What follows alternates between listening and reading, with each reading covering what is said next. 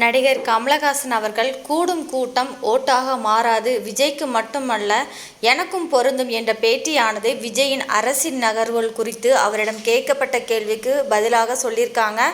இந்த கூற்று என்ன அப்படின்னா, ஒரு பொதுக்கூட்டத்தில் கூடும் மக்கள் கூட்டம் அது எவ்வளவு பெரிதாக இருந்தாலும் அது வாக்குகளாக மாறும் என்பதற்கு ஒரு உத்தரவாதம் இல்லை என்பதை அரசியல் யதார்த்தத்துடன் சுட்டி காட்டுறாங்க கமலஹாசன் அவர்கள்.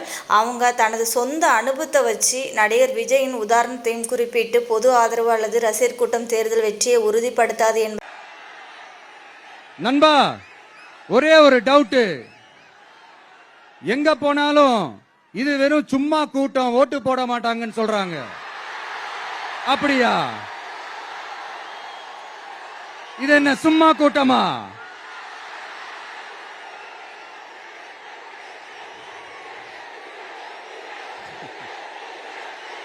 தேங்க்யூ தேங்க்யூ, கோடான கோடி நன்றிகள். தேங்க்யூ. சிறப்பான ஒரு விஷயம்.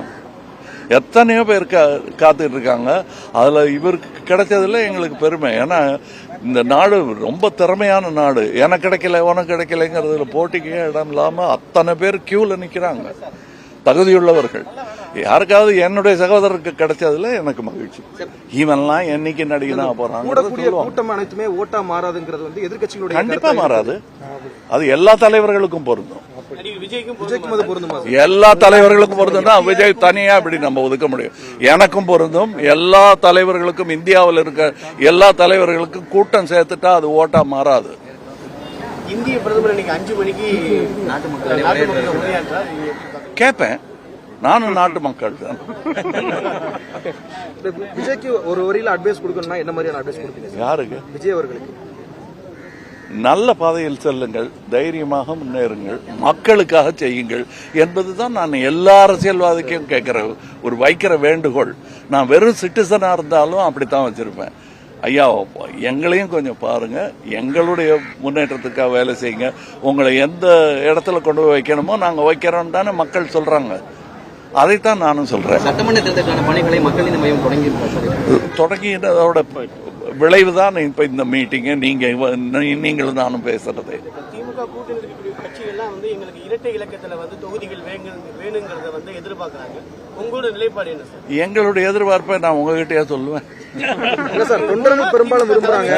திமுக தலைமைக்கு தெரியப்படுத்துங்க. கண்டிப்பா தெரியப்படுத்துவோம். ரொம்ப நெருக்கமா இருக்காங்க, ரொம்ப அன்பா இருக்காங்க, நியாயமாவும் இருக்காங்க. ஏன்னா ஒரு கட்சியால ஓரளவுக்கு தான் இருக்க முடியும். ஏன்னா 75 வருஷத்துக்கு கட்சிகிட்ட நம்ம எல்லா உரிமையும் தட்டி கேட்டுற முடியாது. ஆனா அவங்களுடைய செயல்பாடுகளை தட்டி கேட்கறதுக்கான உரிமையை அவங்க எல்லா மக்களுக்கும் கொடுத்திருக்காங்கன்னு நான் நினைக்கிறேன். அதுல ஒருத்தர் நான் கேட்கலாம், பட் இது கொடுங்க அது கொடுங்கன்னு அவங்களை எப்படி 75 வருஷமா இருக்கிறவங்க எங்கள் தகுதியை நிரூபித்துக் கொள்வோம், இதற்கானதை நீங்கள் கொடுங்கள்னு கேட்கறது தான் நியாயமா இருக்கும்னு நான் நினைக்கிறேன். டிஎம்கே அலையன்ஸ் ஸ்ட்ராங்கா இருக்குன்னு நினைக்கிறீங்களா சார்? அப்படி நினைக்கலன்னா நான் ஏன் அதில் போய் சேர்றேன்? அட்லீஸ்ட் நானாவது நினைக்கணும்ல. நீங்க நினைக்கிறது இருக்கட்டும், உங்களுக்கு உங்க வேலை செய்யறீங்க, நான் என் வேலையை செய்யறேன். நடிகர் விஜய் வருகைக்கு பிறகு சிறிய கட்சிகளுக்கு ஒரு பெரிய வரப்பிரசாதமா அவரை பாக்குறாங்க. அவங்களுக்கு வந்து கூடுதலா ஒரு அணி இருக்குதாங்க, அவங்ககிட்ட போகலாம் அப்படின்னு பாக்குறாங்க. நல்லதானே.